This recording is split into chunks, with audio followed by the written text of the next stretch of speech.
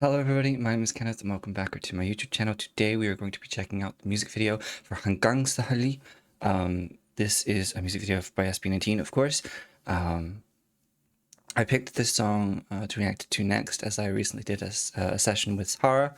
That was a phrase that we did in that session. So hopefully I got it kind of close right.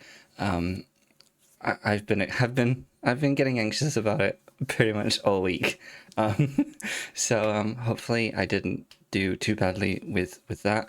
I don't know anything going into this. I did kind of do a quick Google beforehand to see the meaning of the phrase. However, everything that came up was SB19 related, and I don't know if that's just my internet or anything like that, but for obvious reasons I didn't want to be spoiled. So yeah, we are going into this completely blind. I am super looking forward to this. I'm going to try to avoid getting anxious over the song title pronunciation and be a little bit kinder to myself. But without any further ado, let us check out Hanggang Sa Huli. Let's go.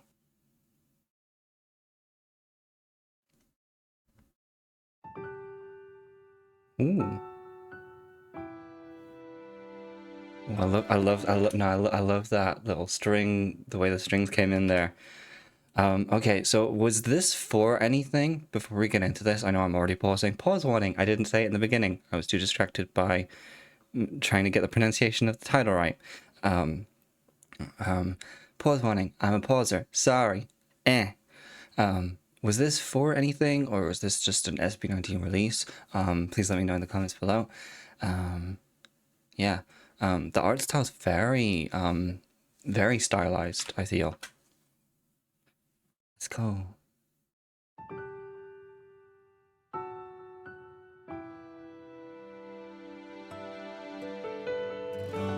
SB National High School. I love that. Sa ating puso'y nag-iisa, mayroong himig na kumakatok sa pinto ng aking alaala. Di na dapat tumitig pa sa iyong mga mata. Oh, I need to hear that again. I was just like going with the flow there. We went from Justin to Pablo, and then I think we got a Estelle harmony there, underneath. And that, I don't know, it just filled it out in such a way that was just like I felt it in my heart. I don't know if that sounds weird to anyone, but yeah, that just immediately hit me. So we're gonna go through this section again.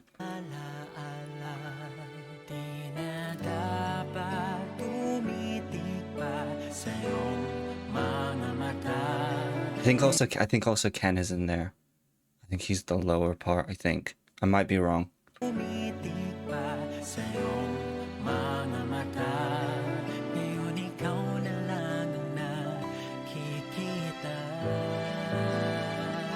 That's beautiful.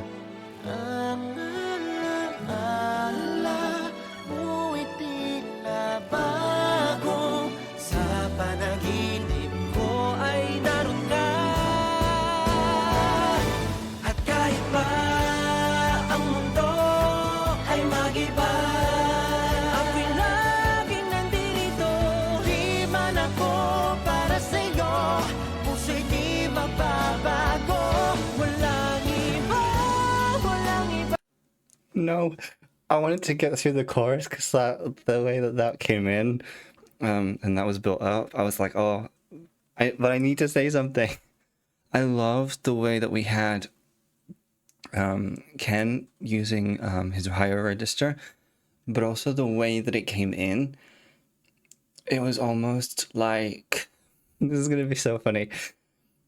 When he opened his mouth, it was just like a world spilled out of it. I don't know if anyone understands that, but it's like, you know, I think it's Cat in the Hat with that giant slide that's and like the whole like house like changes and stuff. That's how not this obviously the one-to-one image, but that's how I visualize what happened when like with all of with Ken's voice, with the musical arrangement. It was like everything just and like it was just changing everything. Um and I love the arrangement throughout this, both vocally and um accompaniment and style wise. Um, it very much feels like back to Tilaluha, um, in how, and obviously this is an older song, and it definitely feels from that era, if that makes sense, with that, with the way it sounds.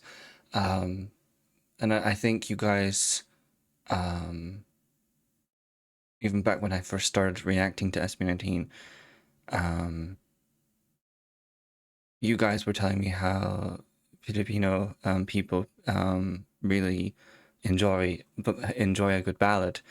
Um, I'm really intrigued to know what this is, if this was for anything, genuinely. And then that high note there, oh, I love it. I'm going back to um, the part just before the chorus. Bago sa panaginip ko ay naroon ka. And that's what I want to talk about as well before I forget. The way it passes from Ken to Josh there, so smooth. It would you if you didn't know it was a group and you just heard that part, you'd almost I mean you'd probably kind of go, oh, there are multiple people, but at the same time you'd kind of it feels like you could almost if be it could almost be one person, just how smooth that transition is. And I just found that really interesting. Sorry. Bago sa panaginip ko ay naroon ka.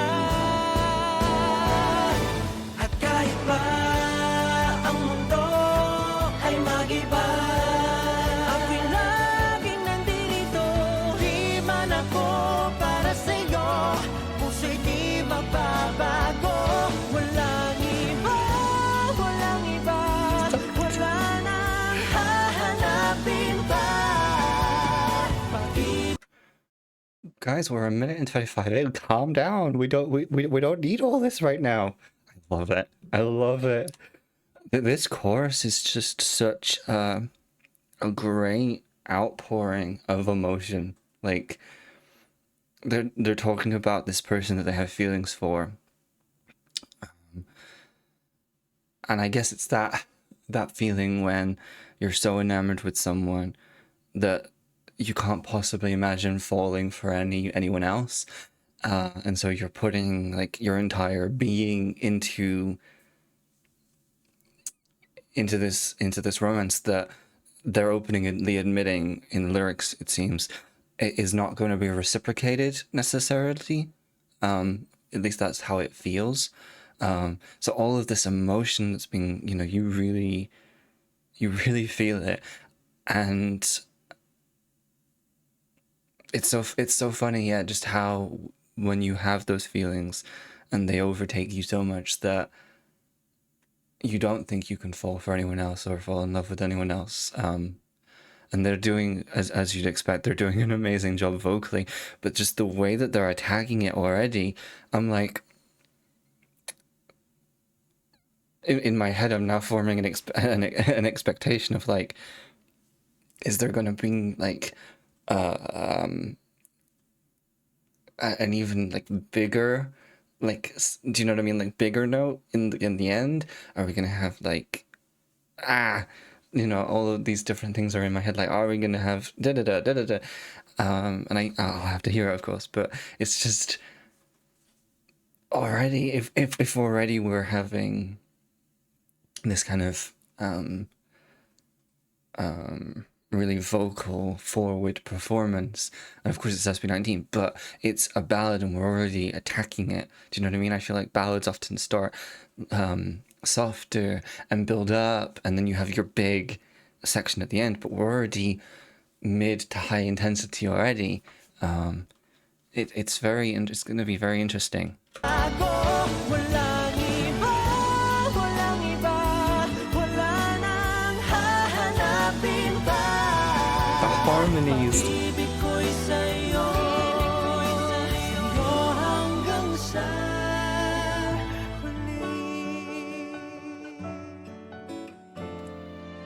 Unrelated to the song, I may in fact listen to that particular line a lot in my own time. Just to make sure I improve my pronunciation. I know I said I was going to be kind to myself, but hearing it in the song, I'm like, yeah, I'm still way off.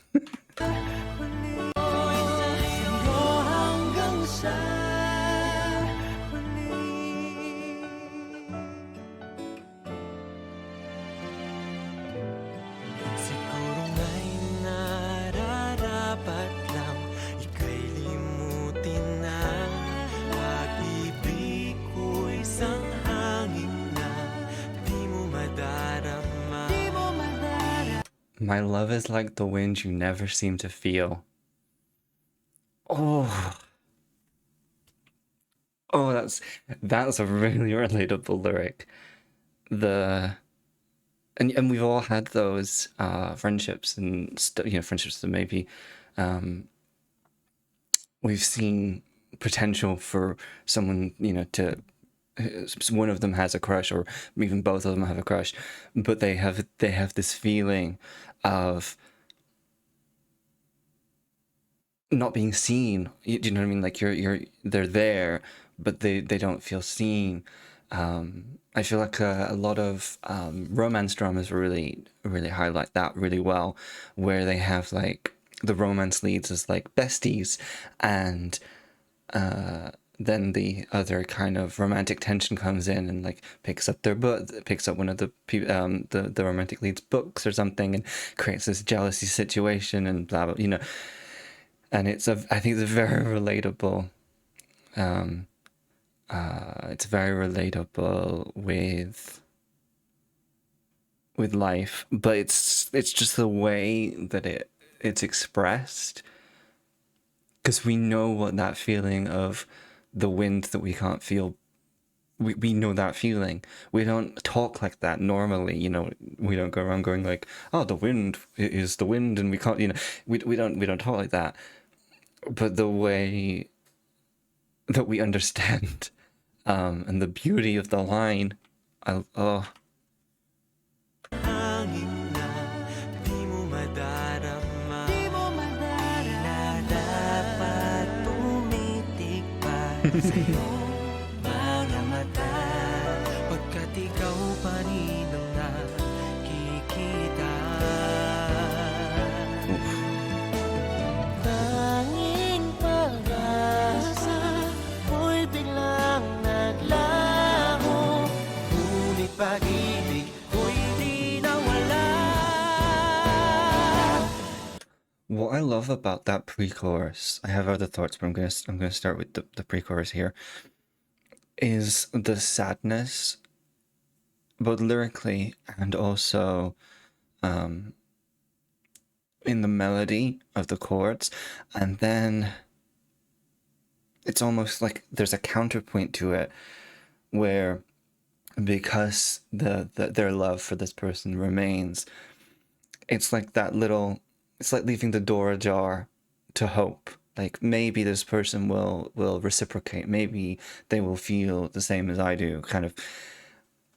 And it then allows it's like it's then this torment between being accepting of the situation as it is. You're not in a relationship with this person. This person probably doesn't reciprocate, but then that tiny, and it might only be like a smidge, that can then just overtake your entire thought process and be all encompassing, and just, but what if they do? And it's that little part that then I feel like becomes the plan life with this person out together, even though you haven't even said anything. Also, I'm not wearing my compression gloves today, and I'm regretting it. Um, Long story. Just if any of you guys have noticed. Um, but you back to the video. And again, if I say again as if I said this already. If I'm misattributing voices here, please let me know. But it's interesting that the verses have been led the same, with kind of the Justin Pablo, and then the pre-chorus has been led by Ken. Obviously, it provides that great contrast, but it's interesting hearing. I don't know if hearing so much Justin is surprising to me. Oh, if only because I think when I first started reacting to SB19 and getting into the guys, as you know, members, I'm pretty sure you guys told me that, like, in the beginning, Justin didn't sing as much, and was working on his voice a lot more. And I think he sounds great here. So I don't know if this is at the point where that kind of started to change or not. But it's just interesting because he sounds so great, and it's like, when did that happen, or did I misunderstand your comments when you guys said that? Ibig ko'y di nawala. At kahit pa ang mundo ay mag-iba, ako'y laging nandito. Himan ako para sa'yo, puso'y di magbabago. Walang iba, walang iba, wala nang hahanapin pa. Pag-ibig ko'y sa'yo, sa'yo hanggang sa huli. Kung pinagtagpo tayong dalawa'y para sa isa't isa, at nasabi ko ang lahat noon, ay may mababago ba sa aking bawat paghinga? Dalangin magupiling ka, at kung ito na ang huli, nais kong Oh, I didn't notice the note before. Oh, I'm going back. Oh, this is such a good song. But I want to go back really quickly to the I mean, I guess it's forward now. I'm Stell, the one who serves your coffee every time. I like you. It's like, God damn it. God damn it. Waited too long, and the person moved on. And even in, like, I think it was Pablo was singing, like, if I told you everything, and then there was another lyric about paths crossing, and it being meant to be. That weird's not the right word, but that interesting, that's the right word. That interesting juxtaposition of taking matters into your own hands, but also allowing a higher power to decide, if it's meant to be or something. It's so interesting that that kind of almost like internal. Again, it's what I was saying earlier about that internal struggle of, I know they don't like me, kind of thing. But now it's almost like that little bit of hope is more about, maybe they do like me, but I haven't said anything. And it's that little bit of hope can be quite destroying, soul destroying, I think, for a person, because especially if you start leaning into that that kind of building your life together kind of thought process, when the reality doesn't match up to that, you know, it can send some people, and I'm not saying about the members here, but just in like general life, we see it all the time where not just like the over dramatic kind of performance in a TV show, but in real life, where someone goes, "You didn't choose me," you know, "You always choose someone else," you know, all of that, and it's purely because of the fact that you've, I say you, the general person in this case, has wildly blown their own internal wants and desires out of proportion, and then it's the disappointment with reality, not meeting it, and so it's all about that. But then back to the kind of the storyline in the song, the idea that like it's, you know, they get coffee at the same time every day or something like that, and Stella always, I'm gonna say Stella isn't like the character here, always serves the coffee. It's and you know, falls in love. It's that kind of, there's not even a connection there, you know, like what I mean, like, because it's from the person that they're singing about's kind of perspective in this moment. It's almost like, I come in for coffee, I leave. There's nothing potentially more than that. In the other photos, it seems like there may have been a reciprocation or something, or like a deeper relationship, but just solely based on this part of the scene, assuming like it's different members' characterizations having different stories. This specific scene, it's hard to, what am I? It's hard to sympathize with the characterization here, because for me anyway, just because if it was the first time that this person had come into, you know, and it was a love at first sight sort of thing, and you immediately put it like the note down, or like on a tray or something somewhere they can see, like this, you'd understand it. But given that the character seems to be in a pairing already, seems to already have a partner, and the way that the note falls down, in my head I visualize a scene of the partner or something seeing it, and them having almost like a little giggle about it. Do you know what I mean?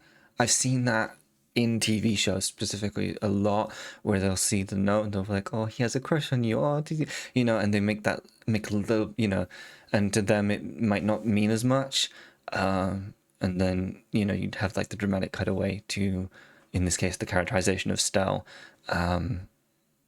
you know, hearing that and, you know, feeling heartbroken. But it's very interesting. It's very interesting. At kung ito na ang huli, nais kong malaman mo na.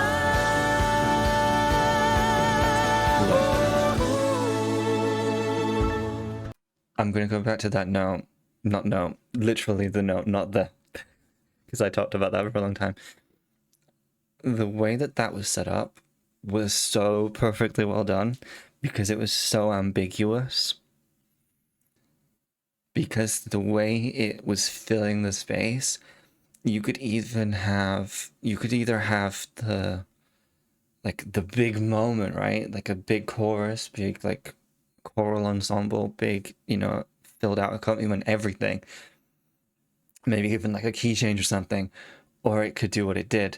And I love the fact that it did what it did, because it was like, ooh. Also, I wanted to say really quickly about the note on screen. The fact that the year is 34, so 2034, I'm assuming. I love the fact that there's this hope, and I'm sure it will, but there's this hope that the group will last.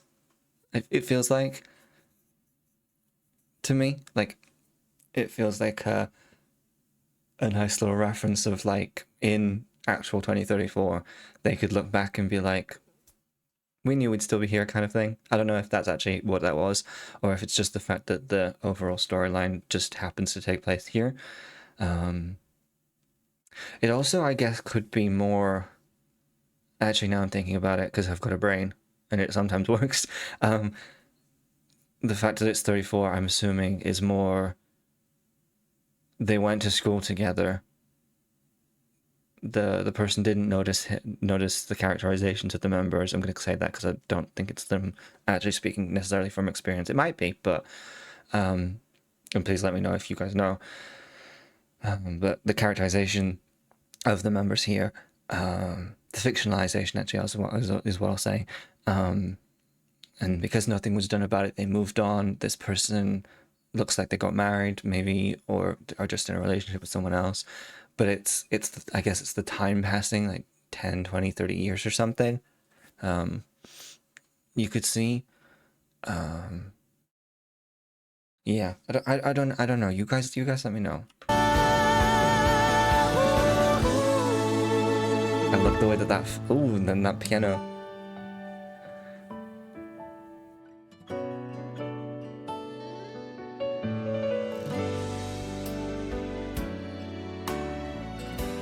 Oh.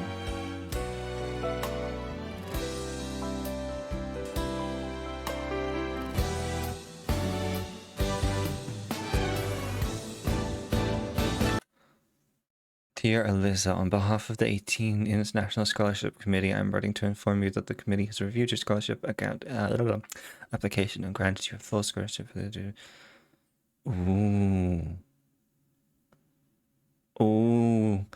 So Alyssa is leaving the country. Ooh. Mahal kita, mahal kita, mahal kita.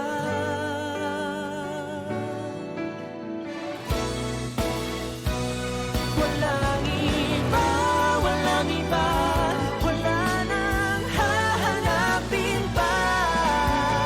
Pag-ibig ko'y sa'yo, sa'yo hanggang sa huli. Wait. What are the unloving memories about? What I'm gonna check the dates. Okay, it's not the same day. What happened? If anyone knows, please let me know. I don't know if that references to anything, but I'm tearing up. Don't ask me why.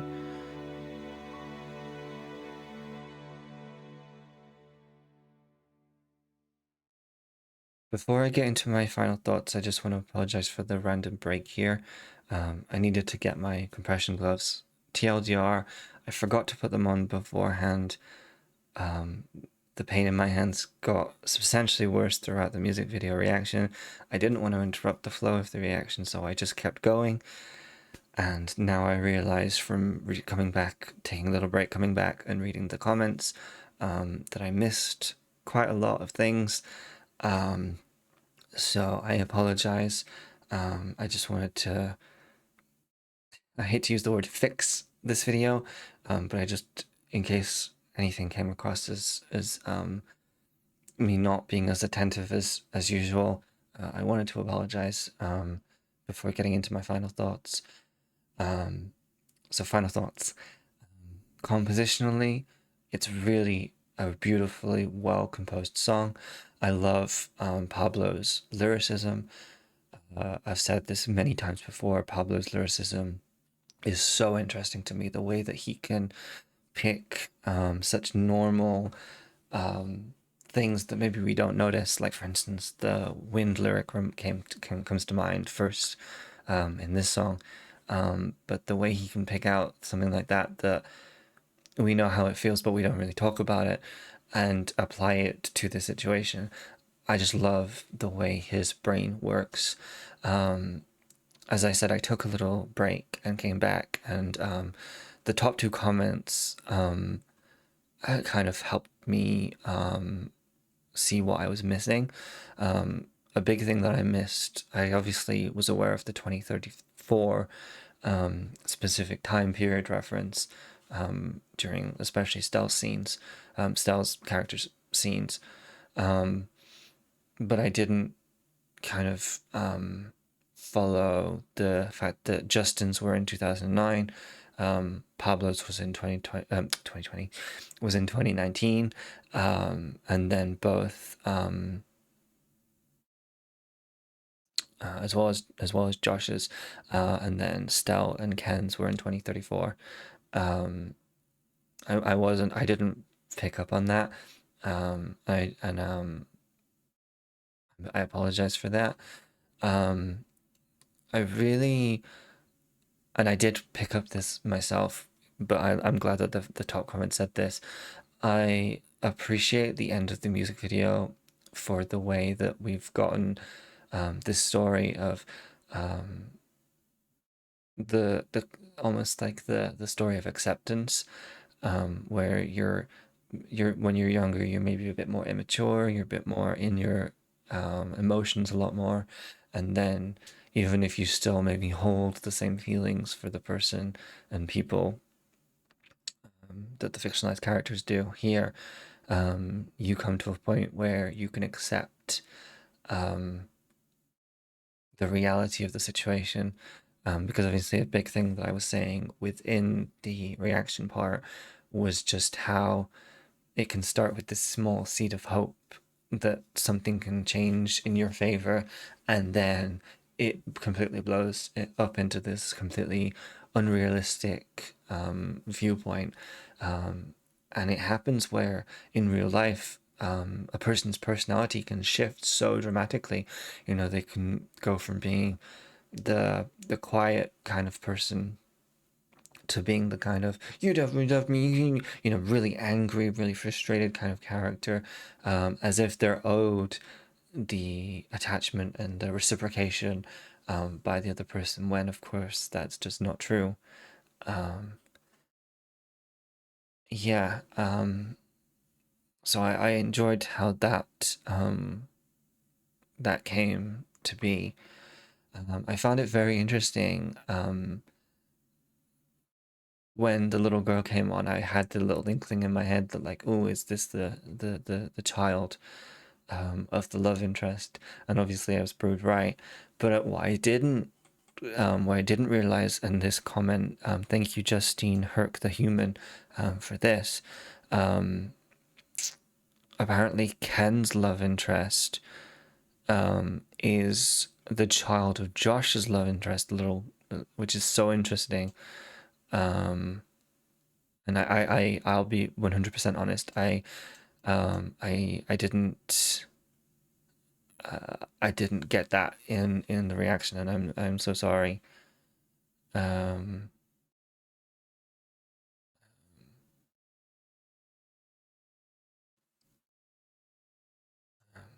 but yeah, um, I hope you enjoyed my reaction. I'm sorry if it was um not as enjoyable as others. I'm probably being too hard on myself, but I just want to apologize just in case. Um, as always, support the original. And yeah, thank you guys so much for being here. And yeah, I will see you guys in the next video. Bye, everyone. Bye.